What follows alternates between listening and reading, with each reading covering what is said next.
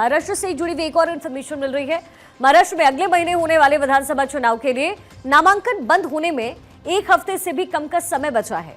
साथ ही जो राजनीतिक हलचल है वो इस समय महाराष्ट्र में अपनी चरम पर है। विपक्षी महाविकास आघाड़ी गठबंधन ने बुधवार को विवादित सीटों को फिलहाल अलग रखने के लिए एक समझौता फॉर्मूला घोषित किया और राज्य की 288 सीटों में से 255 सीटों के लिए सीट बंटवारे का जो समझौता है वो कर लिया है।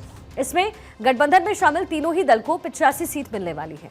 आपको बता दें, महाराष्ट्र की 288 विधानसभा सीटों के लिए 20 नवंबर को वोट डाले जाएंगे। एक ही फेज में ये चुनाव, नतीजे आएंगे 23 नवंबर को। अब आपको ग्राफिक के जरिए बताते हैं कि महाविकास आघाड़ी में सीट बंटवारा दरअसल हुआ कैसे है, यानी तीनों ही पार्टी की तरफ से क्या कुछ हुआ है, जरा ये आपको समझाते हैं। महाविकास आघाड़ी में कांग्रेस, इसके साथ ही एनसीपी शरद पवार और शिवसेना उद्धव ठाकरे गुट, ये तीनों हैं। कांग्रेस 85 सीटों पर, शिवसेना 85 और एनसीपी शरद पवार गुट 85 सीटों पर चुनाव लड़ने वाली है। 18 सीट दूसरे सहयोगियों के लिए फिलहाल छोड़ा गया है, यानी इन तमाम सीटों पर अभी मंथन चल रहा है।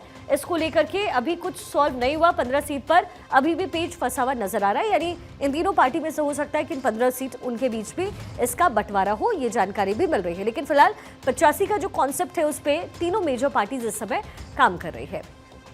देखिए, 2 दिनों की मैराथन बैठक के बाद भी 33 सीटों पर कोई भी फैसला नहीं हो पाया है। इस गठबंधन में सबसे ज्यादा नुकसान कांग्रेस का हुआ है।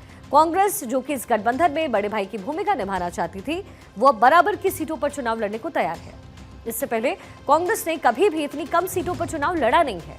तो सवाल ये है कि देश की सबसे पुरानी पार्टी की ये हालत क्यों हुई है? कांग्रेस की आखिर क्या मजबूरी है कि उसने इतने कम सीटों पर समझौता उसे करना पड़ रहा है?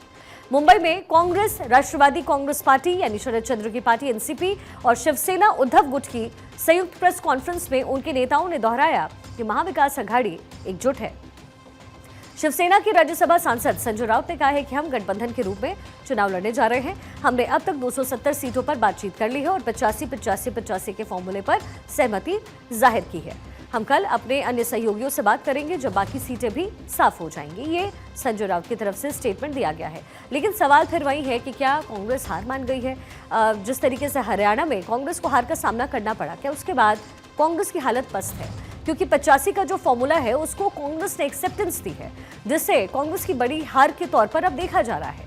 दिल्ली के एक वरिष्ठ कांग्रेस नेता ने पीसी करके कहा है कि सीटों का बंटवारा अंतिम नहीं है। हम किसी भी कीमत पर कम से कम 105 सीटों पर चुनाव तो लड़ेंगे ही। अब इससे पहले 3 विधानसभा चुनाव में कांग्रेस ने सीटों पर उम्मीदवार भी उतारे थे। 2009 में कांग्रेस ने 288 सीटों पर चुनाव लड़ा, 82 सीटों पर उन्होंने जीत भी दर्ज की। साल 2014 में 288 सीटों में से 42 सीटों पर कांग्रेस ने जीत दर्ज की थी। साल 2019 में 44 सीटों पर कांग्रेस ने फतेह हासिल की। वही चुनाव महाराष्ट्र में है, लेकिन महायुति खेमे की तरफ से दिल्ली में हलचल तेज हो चुकी है। महाराष्ट्र के दोनों डिप्टी सीएम देवेंद्र फडणवीस और अजित पवार दिल्ली में हैं। सीएम एकनाथ शिंदे दिल्ली में कुछ सीटों पर मंथन के लिए पहुंचे हुए हैं। अमित शाह के साथ इन तीनों नेताओं की मीटिंग हो रही है। दरअसल राज्य की कुछ सीटें ऐसी भी हैं जहां तीनों सहयोगी दावा कर रहे हैं और इस बैठक का मकसद इन्हीं सीटों पर सहमति बनाना था। आपको बता दें, बीजेपी महाराष्ट्र के लिए अपने 99 उम्मीदवारों के नाम का ऐलान कर चुकी है। वहीं शिंदे गुट वाली शिवसेना 45 और अजित पवार अपने 38 उम्मीदवारों के नाम का ऐलान कर चुके हैं। तो कुल मिलाकर के राज्य की 288 सीटों में से महायुति 182 सीटों पर उम्मीदवारों का ऐलान कर चुकी है और 106 सीटें अभी प्रत्याशियों का चुनाव इस पर बाकी है। अब इसे लेकर के आज दिल्ली में गृह मंत्री शाह के घर पे बैठक हुई। महायुति ने कितनी सीटों पर कैंडिडेट्स उतारे हैं वो भी आपको बताते हैं। बीजेपी 99 उम्मीदवार की पहली लिस्ट जारी कर दी गई है। शिवसेना की तरफ से 45 उम्मीदवारों का ऐलान कर दिया गया है। वहीं एनसीपी अजित गुट की तरफ से 38 कैंडिडेट्स का ऐलान किया जा चुका है। तो ये भी एक अलग फॉर्मूला और 3 मेजर पार्टीज इसमें भी काम कर रही है। लेकिन कुछ सीटें ऐसी है जिसको लेकर के महायुति में भी अभी पेच जो है वो फंसा हुआ नजर आ रहा है। अच्छा, इनमें कौन कौन सी वो सीटें हैं जरा वो भी आपको बताते हैं। उधर जो शिवसेना है, यूबीटी यानी उद्धव ठाकरे, उनके अध्यक्ष उद्धव ठाकरे ने विधानसभा चुनाव के लिए अपने 65 उम्मीदवारों के नाम की घोषणा कर दी। इसमें बांद्रा पूर्व सीट से वरुण देसाई को टिकट दिया गया। वो बाबा सिद्दीकी के बेटे और बांद्रा पूर्व से विधायक जिशान सिद्दीकी के खिलाफ चुनाव लड़ने वाले हैं। इसको लेकर के जिशान सिद्दीकी की प्रतिक्रिया भी सामने आई। उन्होंने एक्स पर पोस्ट कर लिखा है कि सुना है पुराने दोस्तों ने बांद्रा पूर्व में अपना उम्मीदवार घोषित कर दिया है। साथ निभाना तो कभी इनकी फितरत में था ही नहीं।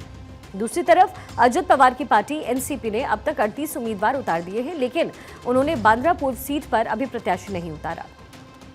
जिशान सिद्दीकी ने बांद्रा पूर्व सीट से ही चुनाव लड़ने की तैयारी की है। ऐसे में अब जिशान का नाम एनसीपी की लिस्ट में भी न आने से बांद्रा पूर्व सीट को लेकर के पेच फंसा हुआ फिलहाल नजर आ रहा है।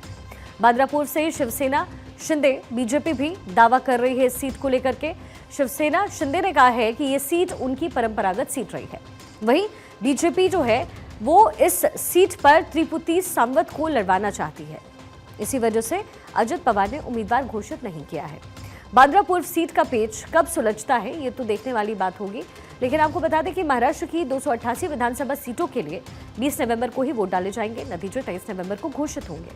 पिछले चुनाव में बीजेपी को 105, शिवसेना को 56, एनसीपी को 54 और कांग्रेस को 44 सीटें मिली। जून 2022 में शिवसेना में आंतरिक कलह हो गई। इसके बाद एकनाथ शिंदे ने पार्टी के 40 विधायकों को तोड़ा। एकनाथ शिंदे फिर बीजेपी के समर्थन में चले गए और फिर वहां से मुख्यमंत्री बन गए। अब शिवसेना 2 गुटों में है। शरद पवार की एनसीपी भी 2 गुट में है, शरद पवार और अजित पवार।